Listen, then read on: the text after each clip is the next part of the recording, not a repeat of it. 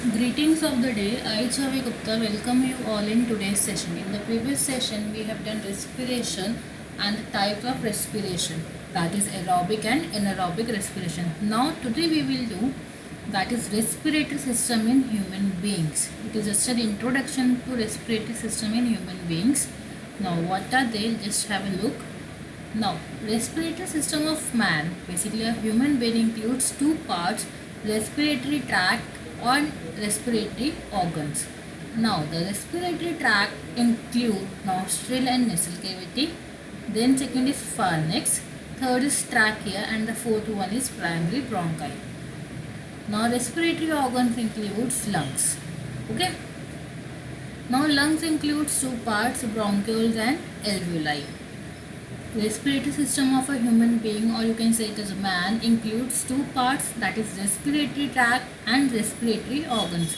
Respiratory tract includes further four parts, that is nostril and nasal cavity, pharynx, trachea, primary bronchi. Now, respiratory organs includes lungs, bronchioles and alveoli. Now just have a look on the diagram of human respiratory system.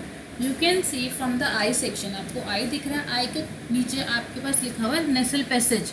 Nasal passage is basically your nose. Okay, nose में nostrils हैं, nose में आपके दो holes हैं, that is your nostrils and that known as nasal cavity.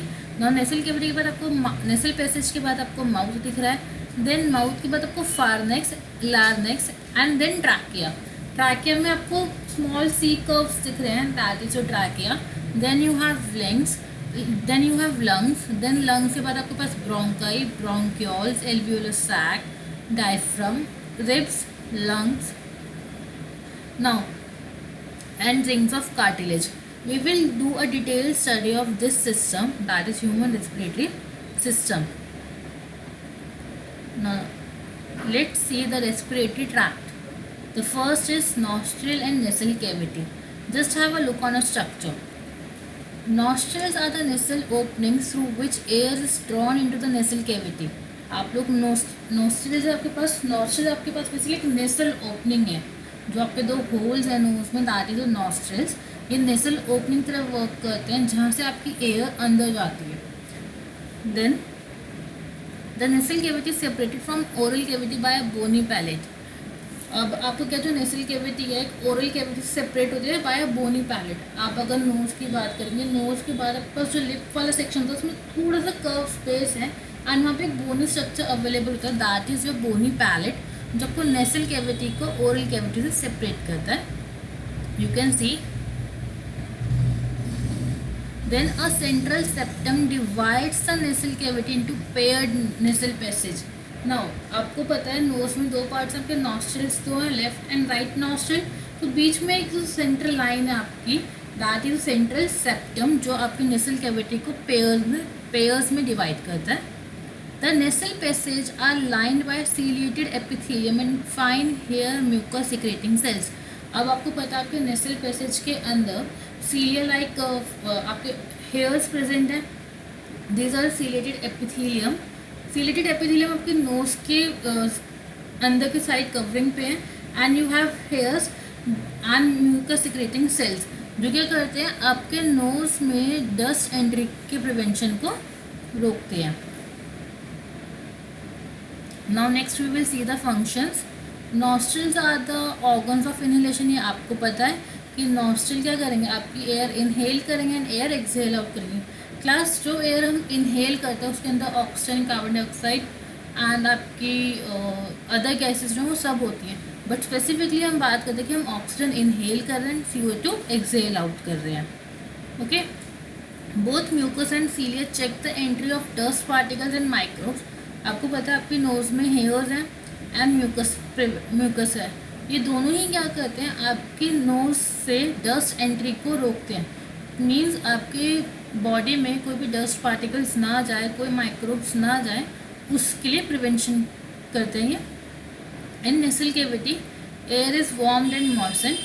Means कि आपकी nasal cavity में जो एयर जा रही है वो गर्म होती है. आपने जब भी इनहेल एंड एक्सहेल किया होगा बाबा रामदेव की एक्सरसाइज के अकॉर्डिंग, तो इसमें क्या कहता है कि आपको हैंड बीच में रखना है नोज के एंड देन आपको एयर इनहेल और एक्सहेल करनी है. That is your warm. जब आप एक्सेल आउट करते हो तो आपको पता चलता है कि आपकी बॉडी से जो एयर बाहर आ रही है वो गर्म है, एंड मॉइस्चराइजर में थोड़ा सा वाटर वेपर अवेलेबल होता है। Nasal cavity ends in internal nostrils through which air enters into pharynx. अब नेसल कैविटी खत्म कहाँ होती है? जब वो फार्निक्स से कनेक्ट हो जाती है। I hope this is clear. Now see extended learning, this is a pharynx. अभी हमने क्या बोला, नेसल कैविटी वहाँ पे खत्म होती है जहाँ पे फार्निक्स आ जाता है आपका। अब फार्निक्स के आपका कॉमन पैसेज था जहाँ पे फूड और एयर का, इट लीड्स इनटू ट्रैकिया। आपको फार्निक्स आपको दिख रहा है यहाँ पर डायग्राम में, फार्निक्स ये रहा, and then you have a trachea. So एक कॉमन पैसेज आ गया नोज एंड माउथ का, क्योंकि यहाँ पे it leads to trachea. Trachea में जाता है, trachea is known as windpipe and oesophagus is known as food pipe. अब ईसोफेगस क्या है? डॉर्सल टू ट्रैकिया, डॉर्सल इसके पीछे की साइड है, ठीक है। वाइल स्वेलोइंग द फूड, जब आप फूड अंदर लेके जाते हैं, जो ग्लॉटिस था, मैंने आपको डाइजेशन में समझाया था कि आपके पास विंड पाइप के ऊपर एक कवरिंग होती है, ग्लॉटिस एंड एपिग्लॉटिस, जो कवर करते हैं। जब आप फूड एंटर करते हो तो विंड पाइप को क्लोज कर देती है, ठीक है। अब ये फ्लैप लाइक स्ट्रक्चर है, कार्टिलेजिनियस है। कार्टिलेजिनियस मीन्स इसमें कोई भी बोन्स अवेलेबल नहीं है। While swelling the food, glottis get covered by small cartilaginous flap of skin called epiglottis. आपको डायग्राम में दिख रहा है एक स्मॉल ब्लू कलर का स्ट्रक्चर जहाँ पे एपिग्लॉटिस लिखा हुआ है। जब आप बोलते हैं तो ये एपिग्लॉटिस हट जाता है एंड आपकी माउथ से, मीन्स आपकी नोज से एयर अंदर आ जाती है, एंड जब आप खाना खाते हैं तो ये एपिग्लॉटिस कवर हो जाता है, जिससे खाना आपका डायरेक्टली फूड पाइप या ईसोफेगस में जाए। This epiglottis prevents the food और water from entering into the respiratory tract. This is your pharynx. Now अब हमने नॉस्ट्रिल पढ़ा, नेसल कैविटी पढ़ा, फार्निक्स पढ़ा। Now we will study the next organ, that is trachea. Now trachea क्या है? It is about 11 centimetre in length and 2.5 centimetre in diameter. अगर आपको diagram याद हो, अभी हमने पीछे देखा था कि आपका फार्निक्स था, देन ट्रैकिया था, एंड देन आपका ब्रोंकाई था, ठीक है। अब ट्रैकिया के ऊपर आपको ट्रैकिया के ऊपर क्या है? आपको एक इनकम्प्लीट सी शेप दिख रहा है। सी शेप क्यों दिख रहा है? आपको डार्क एंड लाइट बैंड्स दिख रहे होंगे, dark brown and light brown bands. जो ये डार्क ब्राउन बैंड्स हैं आपके, दैट इज जो कार्टिलेजिनियस रिंग्स। ये कार्टिलेजिनियस रिंग्स सी शेप में है। ये क्या करते हैं कि आपके पाइप को कोलैप्स होने से रोकते हैं। कोलैप्स इसकी बंद होने से रोकते हैं इसे, ठीक है। अब बंद होने से रोकने का मतलब क्या है? आपने देखा जब भी हम पाइप में से, नॉर्मल पाइप तो होता है घर में, हम जब उसमें पानी नहीं डालते और उसे प्रेस करते हैं तो चिपक जाता है, ठीक है। अब चिपकता है तो उससे क्या होता है कि उसमें से पानी नहीं जा रहा, वो चिपक गया, स्ट्रिक हो गया, कोलैप्स हो गया वो। तो अगर हमारी बॉडी में ट्रैकिया कोलैप्स हो जाएगा तो हमारी बॉडी में से एयर अंदर नहीं जाएगी and eventually we will die. So उस चीज़ को रोकने के लिए हमारे पास ट्रैकिया के ऊपर कार्टिलेजिनियस रिंग्स हैं। Trachea is lined internally by ciliated epithelium and mucus secreting cells, so that आपका विंड और ईजिली मूव कर जाए। जो भी डस्ट पार्टिकल्स हैं वो ट्रैकिया में स्टिक होते हैं, लंग्स तक ना जाए। The mucus and cilia both prevent the entry of dust particles and microbes. What do you mean mucus? आप म्यूकस क्या समझे? जो आप बेसिकली अपने जब सुबह नोज क्लीन करते हैं तो आपको उसमें से एक सेमी लिक्विड फॉर्म में, सेमी सॉलिड फॉर्म में निकलता है, जैसे आपको कोल्ड हो जाता है, कफ हो जाता है, दैट इज ए म्यूकस। उसमें क्या होता है? आपका डस्ट पार्टिकल इजीली स्टिक कर जाता है, ठीक है। Trachea runs down the neck and extend into thoracic cavity. Now what is thoracic cavity?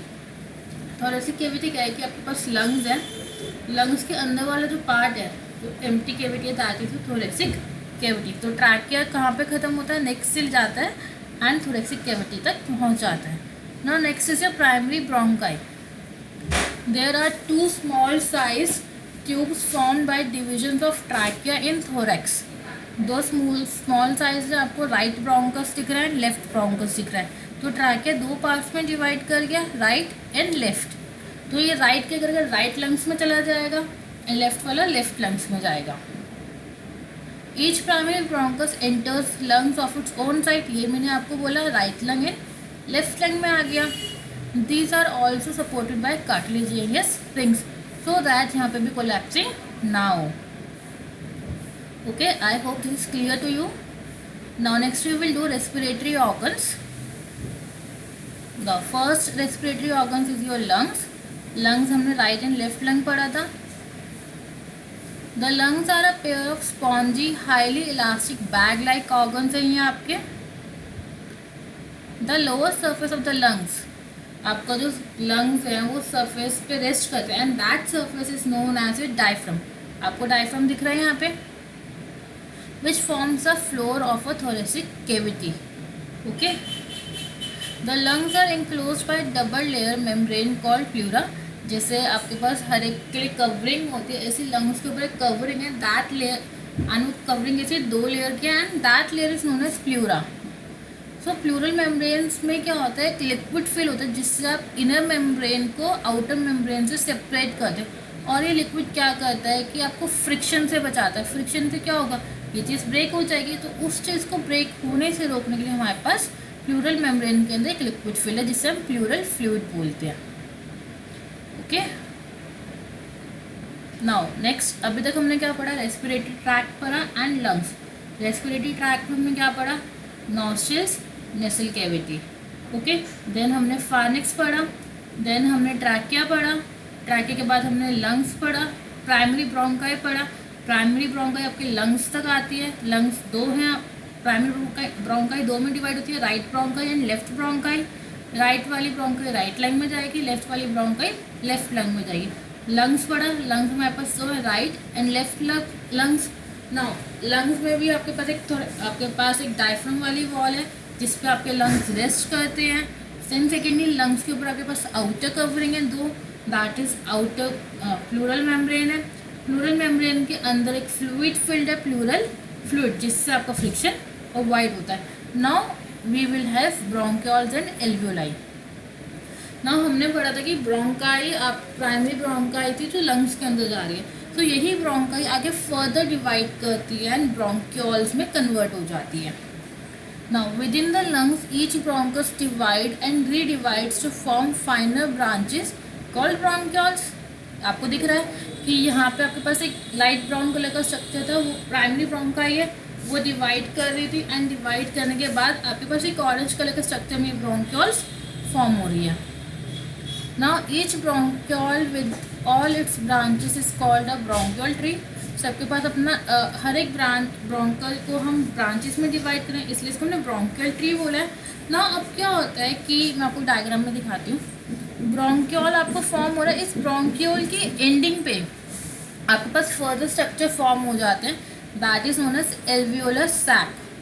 सी आपके पास अब ब्रोंकियोल देखिए, आपको ब्रोंकियल आगे फर्दर डिवाइड हुआ जहाँ पे आपको एल्वियोलर कैविटी और एल्वियोलर डक्ट फॉर्म होता हुआ दिख रहा है. ओके. अब क्या होता है, जब आप एयर इनहेल करते हैं या एक्सहेल आउट करते हैं, तो ये एल्वियोलर सैक, जिसको आप एल्वियोलर डक्ट से एल्वियोलर कैविटी बोल रहे हैं, वो एक्सपैंड करते हैं एंड एक्सपैंड और कॉन्ट्रैक्ट है, जिससे आपकी एयर अंदर और बाहर मूव करती है. एंड इन ब्रोंकियोल्स के ऊपर, एल्वियोलर सैक के ऊपर आपके पास एल्वियोलर कैविटी के ऊपर कैपिलरीज अवेलेबल होती है. Now after repeated divisions each bronchiole ends into a cluster of tiny air chambers called air sacs or alveoli. Okay. Alveoli are called functional units of lungs as these are actual sites of respiratory exchange. तो actual में expression कहाँ हो रहा है आपका, exchange कहाँ हो रहा है गैसेस का, एल्वियोलाई में हो रहा है. नाउ कैपिलरीज हैं, आर्ट्रियोल्स में जाएगा, एल्वियोलस से कन्वर्ट होगा एंड देन आपका वेन्यूल के थ्रू कार्बन डाइऑक्साइड गैस बाहर निकल जाएगी. There are about 750 millions of alveoli present in lungs which have a total surface area of about 100 meter square. Alveoli are covered with a network of capillaries. Okay, I hope this is clear to you. Now, next we will do mechanisms of breathing. कि breathing होता कैसे है. अब हमने पढ़ा कि trachea bronchi में divide होता है. प्राइमरी ब्रोंकाई डिवाइड हुई right and left, then right left के बाद वो प्राइमरी ब्रोंकाई फर्दर डिवाइड हुई ब्रोंकियोल्स में. अब ब्रोंकियोल्स फर्दर डिवाइड हुई alveolar duct and then leads to alveolar sac. Okay. अब इस एल्वियोलर सैक में एक्चुअल गैसेस एक्सचेंज हो रहा है, बट हो क्यों रहा है, हो कैसे रहता है, it is known as mechanism of breathing. मैंने आपको स्टार्टिंग में बताया था कि ब्रीथिंग और रेस्पिरेशन में डिफरेंस होता है. ब्रीथिंग में क्या होता है कि आप सिर्फ एयर इनहेल कर रहे हैं, एयर एक्सेल आउट कर रहे हैं, ओके। बट रेस्पिरेशन में क्या होता है कि जो आपने एयर इनहेल की है, ओके, फूड को ब्रेक डाउन करने में हेल्प कर रही है एंड वो अल्टीमेटली आपको एनर्जी प्रोवाइड करिए। So first we will do mechanism of breathing over there. Now first is your inhalation. Obviously आपने एयर इनहेल की है, that process is known as inhalation. So breathing में आपके दो प्रोसेस होते हैं, that is inhalation and exhalation, okay. Now see, now what is the definition of inhalation. Inhalation means कि ये आपका डायग्राम है बेसिकली जो आप अभी तक पढ़ते आ रहे हैं। अब इनहेलेशन में क्या होता है, it is a process of taking in fresh atmospheric air into the lung alveoli. यहाँ पे कहीं पे भी नहीं लिखा कि आप ऑक्सीजन अंदर लेके जा रहे हैं। ये हम लोग बोलते हैं कि हम ऑक्सीजन अंदर लेके जा रहे हैं, बट एक्चुअली में हम एयर अंदर लेके जाते हैं, okay.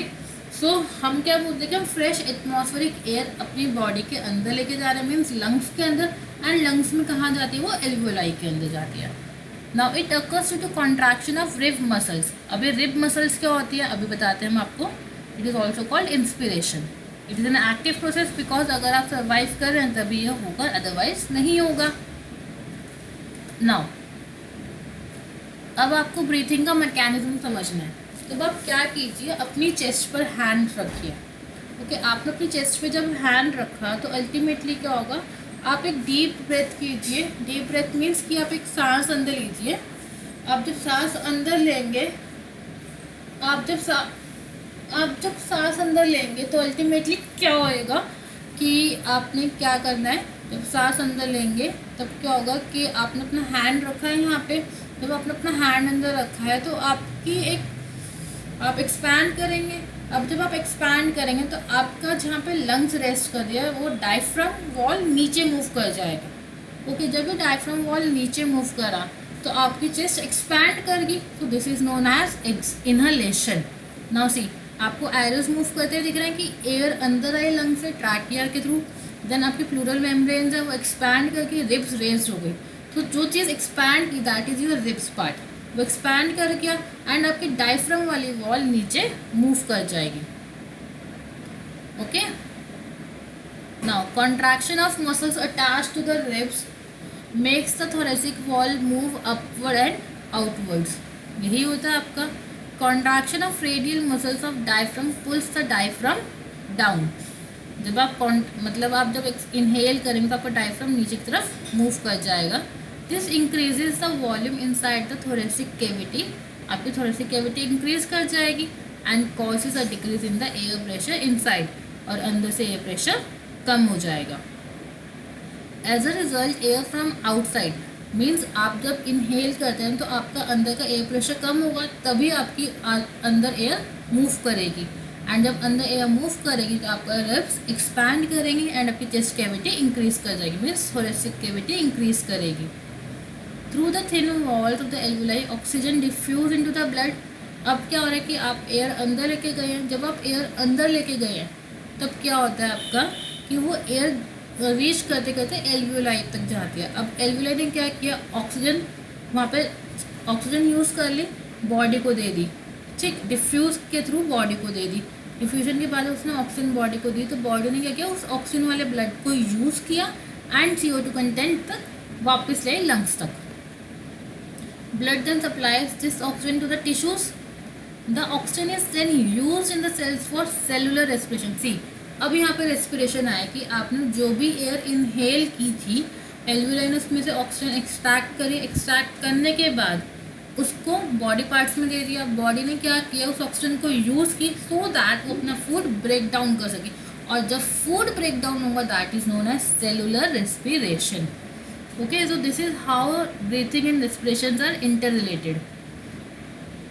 I hope this inhalation is clear to you. Now next we will see exhalation. Exhalation क्या होता है, आपने एयर इनहेल की, अब आपको एयर एक्सेल आउट करनी है, मीन्स कार्बन डाइऑक्साइड आपको बाहर निकालनी है।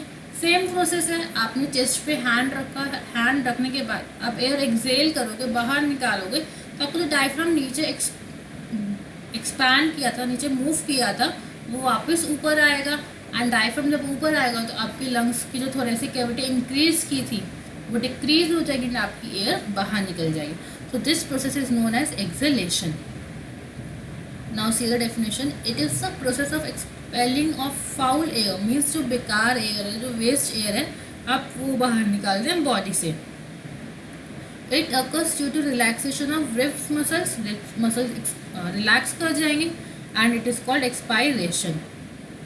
It is a passive process. Passive क्यों? कि ये आप करना नहीं चाहते बट ये इवेंचुअली हो रहा है. एक्टिव इज कि आपको करना पड़ रहा है. Okay, now see the mechanism. अब आपका डायफ्राम वापस शिफ्ट करेगा. Diaphragm returns to its normal shape पे रिटर्न हुआ. थोरेसिक कैविटी डिक्रीज हुई, रिब्स नॉर्मल साइज पे आ गई, नॉर्मल पोजिशन पे आ गई एंड एयर बाहर निकल गई. Now see the during exhalation, diaphragm and muscles attached to the ribs relax. Due to relaxation of muscles, diaphragm is raised and become dome shape. Dome shape बन गया. आपको नीचे curve दिख रहा है यहाँ पे, that is your dome shape. Ribs moved inwards and downwards. Thoracic cavity decreases which compresses lungs. आपके lungs compress होके normal उसमें आ गए. Volume inside lungs decreases and pressure increases. Obviously जब वॉल्यूम बाहर अंदर से बाहर जाएगी तो डिक्रीज हो जाएगी और प्रेशर अंदर इंक्रीज होगा. तो प्रेशर इंक्रीज होगा तभी आप एयर को और अंदर लेके जाएंगे. To equalise pressure, foul air rushes out of lungs. आपको अब एयर प्रेशर बैलेंस करना है तो आपकी जो वेस्ट एयर है, जो कार्बन डाइऑक्साइड वाली एयर है, वो बाहर मूव कर जाएगी. I hope this is clear. Now we will see the difference between inhalation and exhalation. Now the first is definition. Process of inhaling and of fresh air in the lung is your inspiration. Next, आपकी जब air बाहर निकले that is your expiration. Respiratory muscles में क्या हो रहा है? यहाँ पे इंस्पायरेशन में कॉन्ट्रैक्ट हो रहा है. आपके डायफ्राम नीचे की तरफ मूव करता तो मसल्स कॉन्ट्रैक्ट हो रही थी, तो ये एक्टिव प्रोसेस है. बट एक्सपायरेशन में क्या हो रहा है कि मसल्स रिलैक्स करती, तो ये पैसिव प्रोसेस है. डायफ्राम क्या था? लोअर था, नीचे जा रहा था, फ्लैट सरफेस बना रहा था अपना ताकि ज़्यादा से ज़्यादा एयर अंदर आए. एक्सपायरेशन में क्या है कि वो ऊपर की तरफ वापस आ गया, रेस्ड हो गया एंड आर्क शेप, आपको कर्व बना लिया था वहाँ पे उसने. ना रिब्स में क्या है? रिब्स ऊपर की तरफ मूव कर गई थी एंड बाहर आ गई थी. एक्सपायरेशन में क्या है? रिब्स नीचे की तरफ मूव कर गई एंड अंदर हो गया.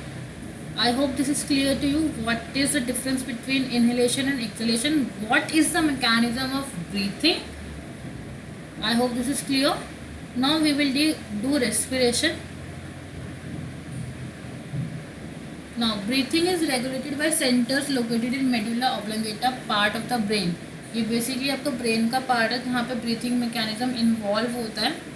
अब इसमें दो सेंटर्स हैं, इंस्पायरेटरी तीन सेंटर्स हैं, inspiratory centre, expiratory centre and pneumotaxic centre.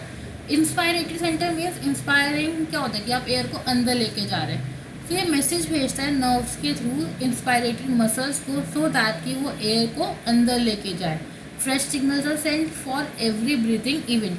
आपको पता है आपकी बॉडी में नर्व्स होते हैं जो आपकी बॉडी में फंक्शंस करते हैं, सिग्नल्स भेजते हैं एंड उसके अकॉर्डिंगली आपकी बॉडी वर्क करती है.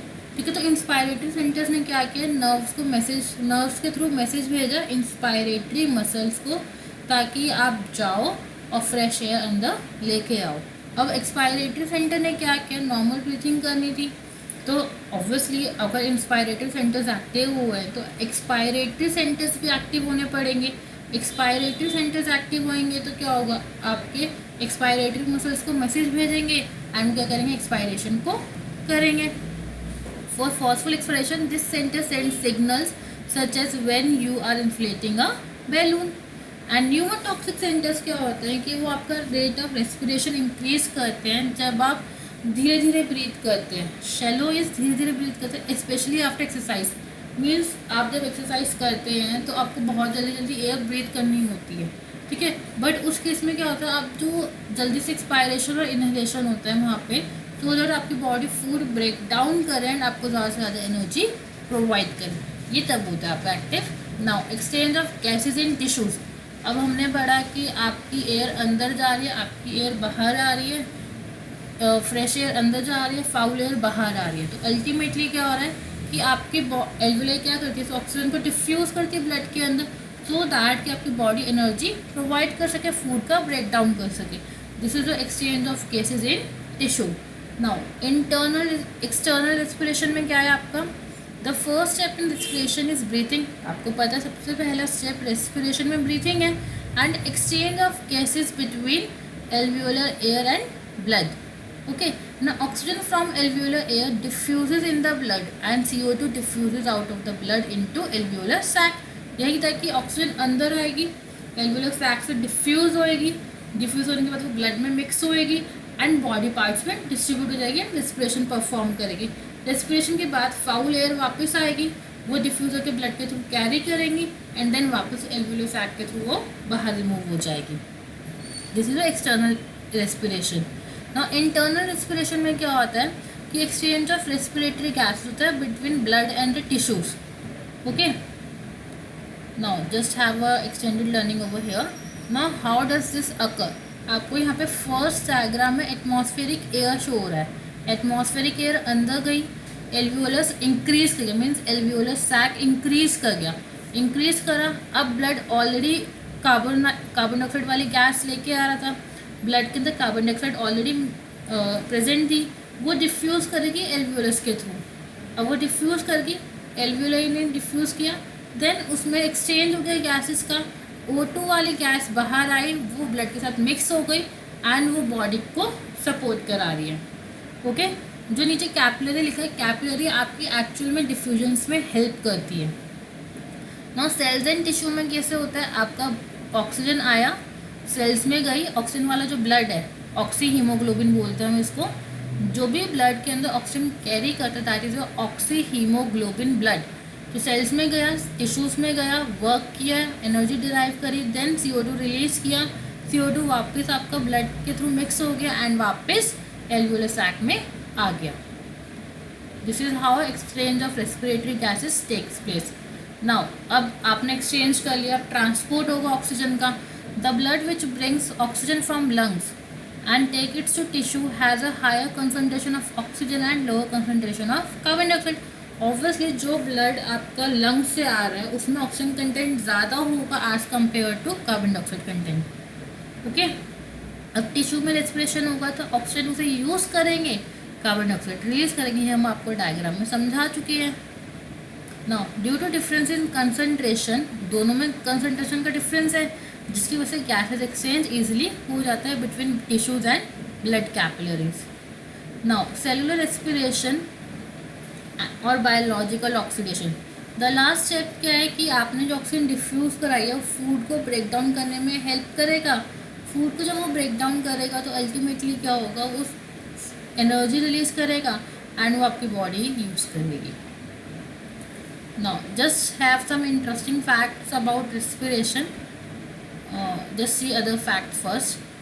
We cannot breathe dissolved oxygen because हम कहते हैं कि वो एक्वेटिक एनिमल्स डिजॉल्व ऑक्सीजन लेते हैं बट हमारी बॉडी डिजॉल्व ऑक्सीजन नहीं ले सकती. First we don't have a gills. Okay, secondly we have lungs. Moreover हम एटमॉस्फेरिक एयर ब्रीथ करते हैं, उस एटमॉस्फेरिक एयर में सारी गैसेज अवेलेबल होते हैं. दैट इज़ वाई डाइवर्स क्या करते हैं, अपने साथ ऑक्सीजन सिलेंडर्स लेके जाते हैं जो सिर्फ आपको स्पेसिफिकली ऑक्सीजन दे एंड आपको एनर्जी प्रोवाइड कर सके. अगर हम ऑक्सीजन की सप्लाई करते हैं, हम कहते हैं कि हमारी बॉडी में डिफ्यूजन नहीं हो सकता, इसलिए हमारे पास डिफरेंट ऑर्गन्स है वर्क करने के लिए. दैट वाज ऑल बिकॉज कि अगर डिफ्यूजन करेंगे तो डिफ्यूजन बहुत टाइम में होता है और डिफ्यूजन अगर हम ऑक्सीजन का डिफ्यूज़ कराएंगे तो 3 years लगेगा एक मॉलिक्यूल को डिफ्यूज़ कराने के लिए from lungs to toes. Means एक ऑक्सीजन का मॉलिक्यूल डिफ्यूज़ होने में पूरी बॉडी में 3 years लगेगा. सो हम तो मर ही जाएंगे, हम वी विल डाई. तो उस चीज़ को रोकने के लिए हमारे पास डिफरेंट ऑर्गन्स अवेलेबल है. I hope this is clear to you. Now next we will see rate of breathing. अब हमने फैक्ट्स पढ़ ली क्या क्या है, हमें रेस्पिरेटरी ऑर्गन्स क्यों चाहिए. नाउ अब हम क्या करते हैं, हमें पता है कि सबका एक एवरेज रेट ऑफ ब्रीथिंग होता है. सो हमारी बॉडी का जो अडल्ट मैन है अगर वो प्रॉपरली हेल्दी है तो उसका एवरेज रेट क्या है, 15 to 18 टाइम्स पर मिनट, कि वो 1 मिनट में 15 से 18 टाइम ब्रीथ करेगा. Rapid breathing supplies more O2 to body cells for producing more energy required for physical exercise. Like आपने देखा होगा जितने भी एथलीट्स हैं या जो रनर्स हैं, जो रेसलर्स हैं, फाइटिंग के बाद या रनिंग के बाद वो क्या करते हैं, बहुत हेविली ब्रीथ करते हैं। क्यों हेविली ब्रीथ करने से क्या होगा, ज़्यादा से ज़्यादा ऑक्सीजन आपकी बॉडी सेल्स पहुँचाएंगे एंड आपको ज़्यादा से ज़्यादा energy provide कराएंगी।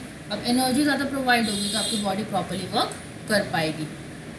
Okay, now next we will see residual volume. Volume में residual volume, residual volume means residue क्या होता है आपका, जैसे आप फिल्ट्रेशन पढ़ते थे पहले, तो रेसिड्यू क्या होता था कि जो भी फिल्टर पेपर के ऊपर रह गया, ठीक है। लाइक हम कॉमन एग्जांपल की बात करें, आप सब घर में टी बनाते हैं, मम्मा को टी छानते हुए देखते हैं, चाय छानते हुए देखते हैं, तब क्या होता है कि छन्नी के ऊपर, छन्नी को हम सीफ बोलते हैं, उस सीफ के ऊपर आपका क्या होता है कि टी लीव्स रह जाती है, but tea leaves is your residue, ठीक है। तो रेसिडुअल वॉल्यूम क्या होता है, जो वॉल्यूम आपके लंग्स में रह गई है after inspiration and expiration, inhalation हो गया, एक्सहेलेशन हो गया, उसके बाद जो वॉल्यूम रह गई है आपके लंग्स के अंदर, that is known as residual volume. During breathing cycle when air is taken in and let out, the lungs always contain residual volume of air so that there is sufficient time for oxygen to be absorbed in the blood and CO2 to be released from the blood, ताकि आपका breathing process easily work कर सके। I hope this is clear to you.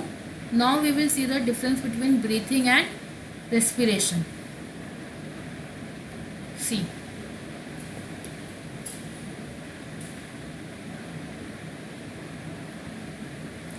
The first is it is a physical process जहाँ पे आपके पास inhalation and exhalation हो रहा है ब्रीथिंग में। रेस्पिरेशन आपका बायोकेमिकल प्रोसेस है। मैंने आपको बताया था कि बायोकेमिकल प्रोसेस क्यों है, क्योंकि लिविंग फॉर्म्स के अंदर केमिकल रिएक्शन हो रही हैं जहाँ पे एक्सचेंज ऑफ गैसेज हो रहा है एंड फूड का ऑक्सीडेशन हो रहा है। ब्रीथिंग आपका एक्स्ट्रा सेलुलर प्रोसेस, सेल्स के बाहर हो रहा है। रेस्पिरेशन आपका इंटर सेलुलर भी और एक्स्ट्रा सेलुलर भी है, सेल्स के अंदर भी हो रहा है, सेल्स के बाहर भी रेस्पिरेशन हो रही है आपकी। Now the third one is कि यहाँ पे कोई भी एंजाइम इन्वॉल्व नहीं है। एंजाइम क्या होता है, जैसे आपने डाइजेशन में पढ़ा था कि प्रोटीन को डाइजेस्ट होने के लिए आपको पेप्सिनोजन एंजाइम चाहिए, ठीक है, बट ब्रीथिंग में ऐसा कोई एंजाइम नहीं चाहिए होता। रेस्पिरेशन में हमारे एंजाइम की ज़रूरत होती है सो दैट आपका फूड ऑक्सीडाइज हो जाए। यहाँ पे ब्रीथिंग में कोई एनर्जी रिलीज नहीं होती बल्कि एनर्जी कंज्यूम होती है। मीन्स जब आप इनहेल एंड एक्सहेल आउट करते हो तो वहाँ पे क्या होता है, आपके लंग्स एक्सपैंड कर रहे हैं, कॉन्ट्रैक्ट कर रहे हैं, लिप्स एक्सपैंड कर रहे हैं, लिप्स कॉन्ट्रैक्ट कर रहे हैं, तो उन contraction and expansion of muscles हो रही है वहाँ पे। तो उन मसल्स को कॉन्ट्रैक्ट एंड एक्सपैंड करने के लिए एनर्जी चाहिए, तो that's why it consumes energy not release. But respiration में आपकी एनर्जी रिलीज होती है। ओके, नाउ यहाँ पे एक ऑर्गन्स कन्फाइंड है कि कहाँ पर ब्रीथिंग होगी, बट रेस्पिरेशन में ऐसा कुछ नहीं है, कोई स्पेसिफिक ऑर्गन नहीं है, हर सेल्स में रेस्पिरेशन होती है आपकी। I hope this is clear to you. Please copy all the notes from the video and draw the diagrams as given in the video. I hope this is clear. That's all for today. Thank you.